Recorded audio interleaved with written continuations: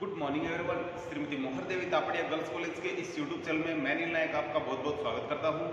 आज का हमारा डिस्कस का जो टॉपिक है वो है समष्टि प्रायोगिक विश्लेषण यानी मैक्रो डायनेमिक एनालिसिस। इससे पहले आपने माइक्रो डायनेमिक एनालिसिस के बारे में देखा, आपने उसके बेसिक के बारे में जाना, आपने ये देखा कि अर्थव्यवस्था में चेंजेस होते रहते हैं छोटे मोटे, वो कौन कौन से रीजन देखे जिनकी वजह से चेंजेस होते रहते हैं, और आपने देखा कि अर्थव्यवस्था में यदि एक बार इक्विलिब्रियम यानी संतुलन है जो भंग हो जाए तो वो वापस एक बार प्राप्त हो जाता है और एक बार वापस प्राप्त नहीं होता है, जिसको हम स्पाइडर नेट के द्वारा समझा था। स्पाइडर नेट के द्वारा हमने उसको जाना था।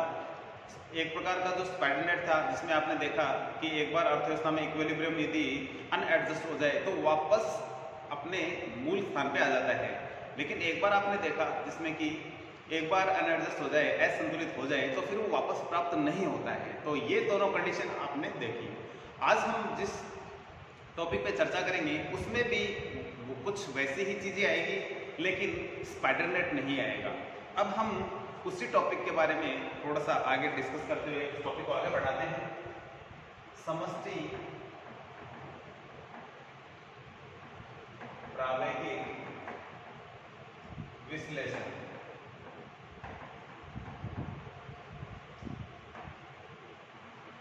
मैक्रो डायनामिक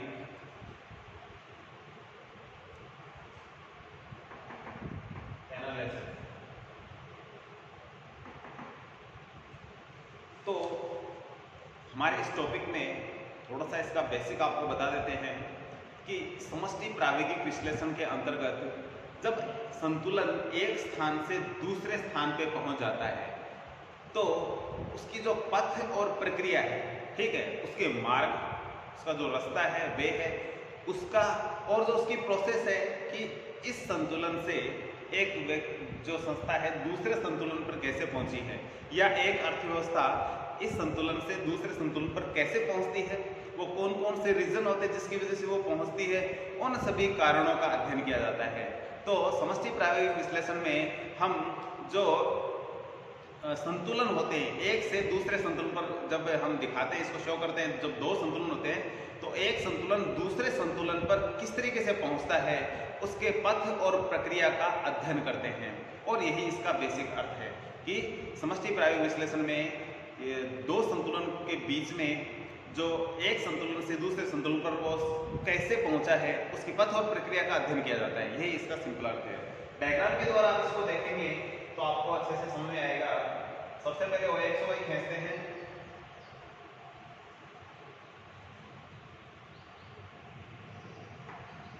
OX और Y खींच लिया हमने।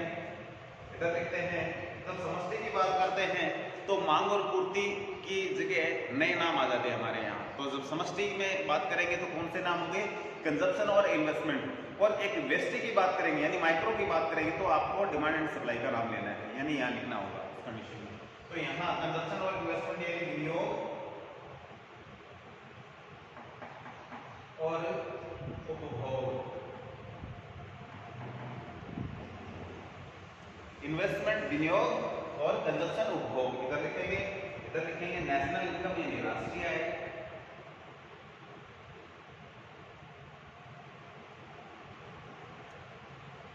सबसे पहले हम पूर्ति वक्र बनाएंगे जो लगभग 45 डिग्री के कोण पे बना हुआ दिखाई देगा आपको।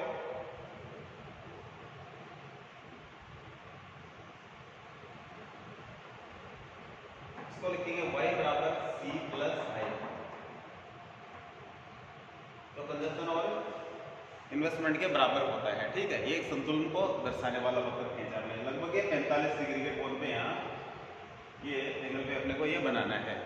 अब हमें क्या करना है? अब हमें दूसरे वक्र जो मांग वक्र है वो बनाने हैं। सबसे पहले तो एक संतुलन बनाते हैं। मांग वक्र में क्या था शामिल? आपने इससे पहले ये चीजें आपने समष्टि स्टैटिक में देखी थी यानी स्थैतिक में, समष्टि स्थैतिकी में जिसमें आप कंपैरिजन करते हो, ठीक है। समष्टि तुलनात्मक स्थैतिकी में ये ऐसे डायग्राम देखे थे, क्योंकि समष्टि की जब बात करी जाती है तो उसके मेन फैक्टर ये विनियोग और उपभोग। तो हम सबसे पहले इसी से क्या संतुलन दिखाएंगे। तो आप ये देख रहे हो, इसको हम कहेंगे C प्लस आई, जो कि मान वक्र के रूप में है ये, और ये है पूर्ति वक्र के रूप में। और ऐसा हमने पहले भी बनाया था। तो सबसे पहले इक्विलिब्रियम बना देते हैं।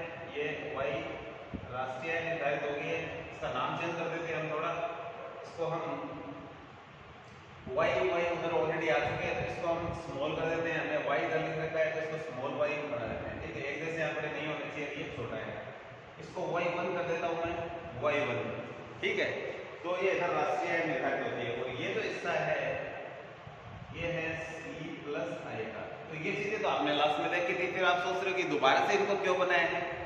तो थोड़ा सा और आगे बढ़ते हैं तो आपको पता चलेगा दोबारा से क्यों बनाया है। अब अर्थव्यवस्था में संतुलन भंग हो जाता है तो आप जानते हो कि या तो इन्वेस्टमेंट या कंजप्शन में परिवर्तन करना है अपने को, और ऐसी लाइनें हमने पहले भी खींची थी। तो हम दोबारा से वही खींच रहे हैं। ये हो गया, इन्वेस्टमेंट बदल गया है। समष्टि स्थिति में आपने देखा था ऐसा, ये इन्वेस्टमेंट में बदलाव है। डायग्राम आपको सेम वैसे दिखेंगे जो कि आपने समष्टि तुलनात्मक स्थिति में देखे थे। ये है हमारा नया मानवक्र, C प्लस आई में ये चेंज। तो ये हमारा है नया मानवक्र, जिसे हम नए मानवक्र के रूप में देते हैं, नया मानवक्र। नया मानवक्र यहाँ संतुलन तय कर रहा है, इसको हम नीचे मिलाएंगे यूं, इसको y2 नाम देते हैं इधर, इसको पहले वाले को E नाम देंगे, इधर लिखना है, इसको ऊपर में लिखे, और E1। अब हमने दो संतुलन बना दिए। अब आप यही देख रहे हैं कि ये तो हमने समष्टि में जो हमारा स्टैटिक था, यानी स्थैतिक समष्टि में ये देख चुके आप। समष्टि तुलनात्मक स्थिति में ऐसा डायग्राम बनाया था हमने, तो उसमें और इसमें अंतर क्या है। तो इसमें हम क्या करते हैं, केवल E से E1 पर जो संतुलन पहुंचता है उसका जो ये पथ है यहाँ से यहाँ पहुंचना है, उसकी प्रक्रिया और उस पथ का अध्ययन करते हैं, इतना ही है इसके अंतर्गत। अब वो पथ हम दिखाएंगे इसमें, तो कुछ ये नया बन जाएगा। तो सबसे पहले हम बात करेंगे हाँ कि इस स्थिति में सबसे पहले संतुलन सीधा E से E1 सीधा तो नहीं गया है, इसी प्रकार से y1 से y2 सीधी राष्ट्रीय एक साथ नहीं बढ़ी है, ये धीरे धीरे बढ़ते हैं। तो देखेंगे तो सबसे पहले मैं बात करूंगा, तो ऊपर यहाँ को डैश डैश करके मिलाना है, ये है R नाम देते हैं इसको, ER अभी इन्वेस्टमेंट इतना है, ठीक है, इस राष्ट्रीय पे नया जो इन्वेस्टमेंट हुआ वो इतना ही हुआ है।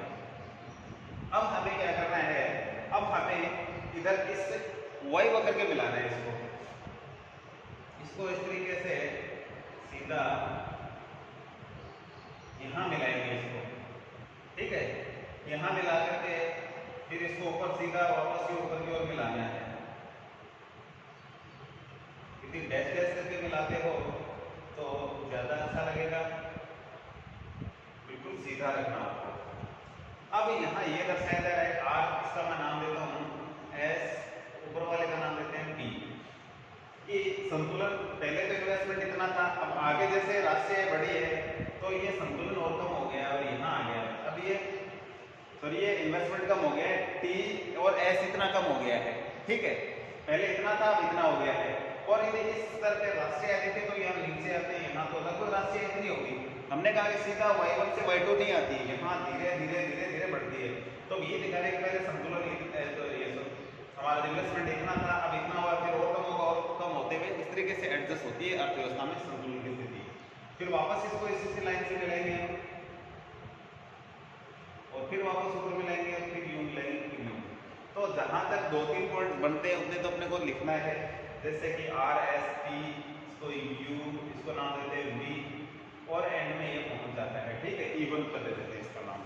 तो कहने का मतलब है सबसे पहले इन्वेस्टमेंट इतना था, फिर इतना हुआ, फिर इतना हुआ, फिर यहाँ पे जाके पहुंचा है। इसी प्रकार से यदि राष्ट्रीय की बात करें तो इस जो इक्विलिब्रियम पे आप देख रहे हो राष्ट्रीय OY1 थी, इन्वेस्टमेंट इतना था, लेकिन जब इतना इन्वेस्टमेंट होता है तो उस कंडीशन में राष्ट्रीय नीचे लगभग यहाँ आती है, मिलाना नहीं है, केवल समझाने के लिए। उसके बाद में यहाँ इतना सा इन्वेस्टमेंट हो जाता है, फिर संतुलन जो राष्ट्रीय आय है वो आगे ऊपर बढ़ जाएगी यहाँ।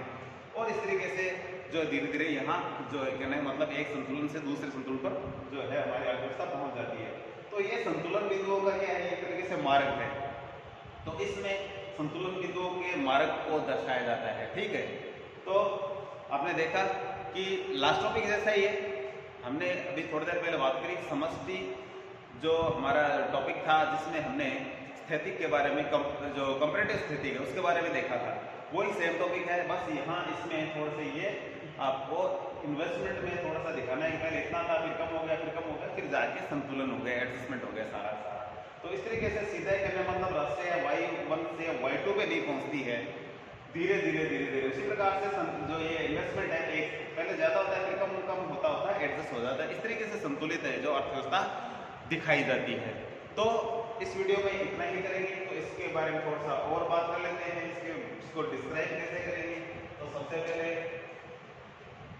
OX पे आपने क्या लिखा है, OY पे क्या लिखा है उसको लिखेंगे। जैसे कि OX पे हमने लिखा है राष्ट्रीय आय, इसका लिखेंगे राष्ट्रीय आय, फिर लिखेंगे उपभोग और विनियोग, कंजप्शन और इन्वेस्टमेंट OY पे। उसके बाद में E के बारे में लिखेंगे कि E इक्विलिब्रियम है, ठीक है, संतुलन है, जहाँ OY1 राष्ट्रीय आय का निर्धारण होता है। इसके आगे लिखना है हमें ऐसे।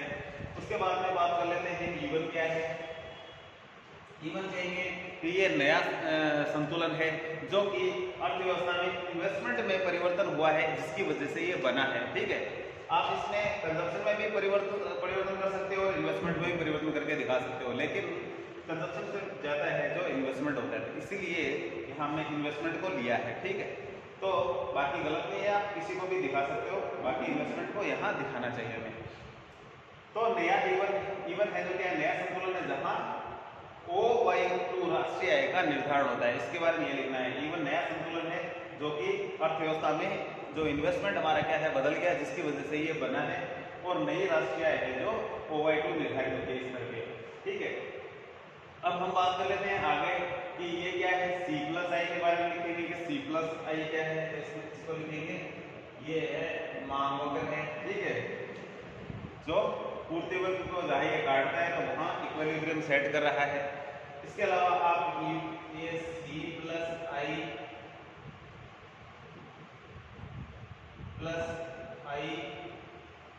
में चेंज, इसके बारे में लिखेंगे ऊपर वाले ये कहेंगे नया मांग वक्र है जो कि E1 संतुलन को निर्धारित कर रहा है, डिक्लेरेशन कर रहा है इसका।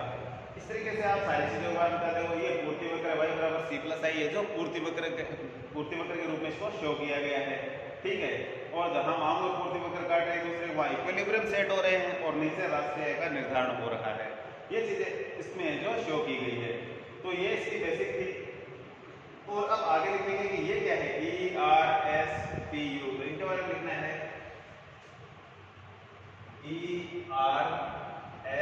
ERSPUV, फिर आगे है E1। तो ये है संतुलन बिंदुओं का मार्ग, इसको लिखेंगे ये संतुलन बिंदुओं का मार्ग है, जिससे कि एक संतुलन से दूसरे संतुलन पर किस तरीके से पहुंचता है उस मार्ग को शो किया गया। तो ये संतुलन बिंदुओं का क्या है, मार्ग है। तो इनको हम इसी रूप में दिखा देते हैं। तो यहाँ आप ऊपर लिख सकते हो वैसे E से R, R से S, S से T, T से U, U से V और E1। यदि किसी स्टूडेंट्स के डायग्राम में यदि पॉइंट कम बनते हैं, जैसे E, R, S, T के बाद में सीधा मिल जाता है, वो डायग्राम पे डिपेंड करता है कि आप इसकी जो कितना इसका ऊपर की ओर लेते हो दोनों डायग्राम को, इन्वेस्टमेंट वाले को। तो इसमें यदि आपके केवल ये 2-3 ही पॉइंट बने, U और V नहीं बन रहे हैं, ठीक है, तो भी कोई खास बात नहीं है, आपको बस ये ऊपर मिलाकर यूं करके आप सीधा सीधा मिला सकते हो, ठीक है। तो ये आपके डायग्राम पे डिपेंड कर रहा है कि इन लाइनों को आपने किस तरीके से खींचा है। यदि हो सकता है कि आप इससे भी ज्यादा पॉइंट बना लो बीच में, ठीक है, जैसे कि ये R, S, T, U, V, W, X, Y आगे भी बन सकते हैं, बट आपने 3-4 पॉइंट कम से कम बनने चाहिए, ठीक है। R, S, T, U ये 4 पॉइंट तो इसमें बनने ही चाहिए, उसके बाद में सीधा मिला दीजिए आप। तो इस तरीके से कहने का मतलब है ये है संतुलन बिंदुओं का मार्ग। तो इस सभी के बारे में आपको थोड़ा थोड़ा लिखना है, जैसे कि मैंने अभी थोड़ी देर पहले आपको बताया कि क्या क्या इनके आगे लिखना है, और सभी के बारे में उतना लिखोगे तो पर्याप्त है। तो अर्थव्यवस्था में इस तरीके से जो चेंज होते हैं, ठीक है, चाहे इन्वेस्टमेंट में हो चाहे कंजप्शन में हो, तो जिसकी वजह से संतुलन हमारा क्या पहुंच जाता है एक स्थान से दूसरे स्थान पर, और उसके मार्ग का अध्ययन किया जाता है। तो हम इसको क्या कहते हैं, इसको हम समष्टि डायनेमिक एनालिसिस कहते हैं। तो समष्टि डायनेमिक एनालिसिस में यानी समष्टि प्रायोगिक विश्लेषण में हम संतुलन बिंदु है उनके पथ और प्रक्रिया का अध्ययन करते हैं। तो आज का हमारा डिस्कस का टॉपिक इतना ही है। तो हमारा समष्टि और प्रायोगिक है आर्थिक विश्लेषण ये खत्म होता है।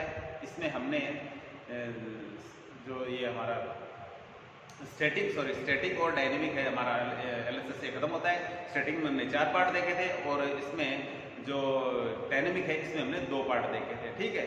तो इनको आप अच्छे से तैयारी करिए और नोट्स के रूप में हमें वापस रीसेंड भी करिए। तो आज की वीडियो में इतना ही, और अपने वीडियो को लाइक कीजिए और वीडियो को शेयर कीजिए, और चैनल को यदि सब्सक्राइब नहीं किया है तो चैनल को सब्सक्राइब कीजिए।